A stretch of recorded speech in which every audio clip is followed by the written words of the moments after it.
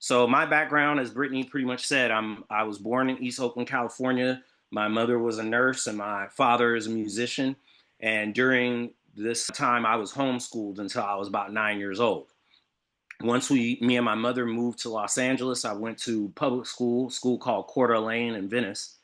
Well, actually, first I started at Marcus Garvey School and then went to Coeur d'Alene. And when I went to Coeur d'Alene, I was in third grade.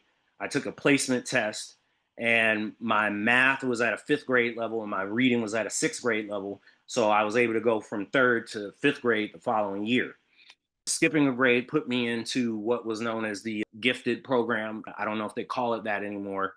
But from there, I transferred to private school to Crossroads, and I was there from sixth to 12th grade.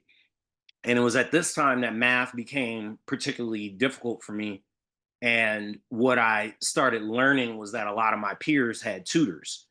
I was able to get through math. I was meeting with my teachers. My mom couldn't afford a tutor at the time. So I had to kind of do whatever I could do to sustain and get through.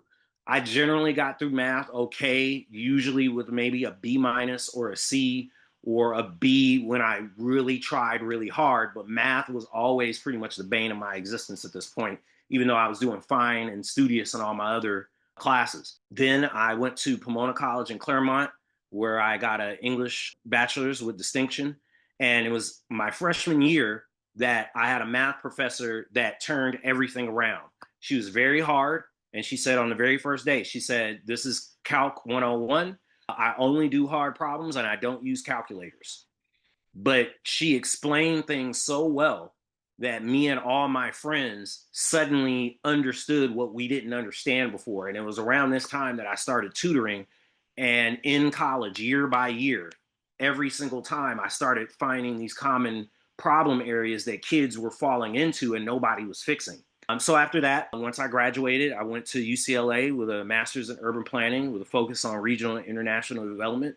But I see education as part of that. Urban planning was mainly grown out of social services and out of public health. And right now, I think that our education system right now is in dire need and is becoming, quite frankly, a public health issue. So my personal story has become very common. As it says here, my experience has become common, but I had a transformative math teacher and other support systems. I did have my friends, I had other tutoring sessions and other things around me to help push me through. Since I started tutoring, I've witnessed math skills deteriorate in all economic sectors from Bel Air to Watts. In my view, math is a civic duty. Even with kids that tell me, "Oh, I don't see myself doing math or being a mathematician or a scientist or anything that's numbers related per se in their career," I tell them, "Well, try being a tutor, try teaching someone else." And suddenly they have this awareness that they have something that they can pass on to other people to help others. So I really want to stress that the lack of mathematical education is now something that I think we need to look at as a service to each other in all of our communities.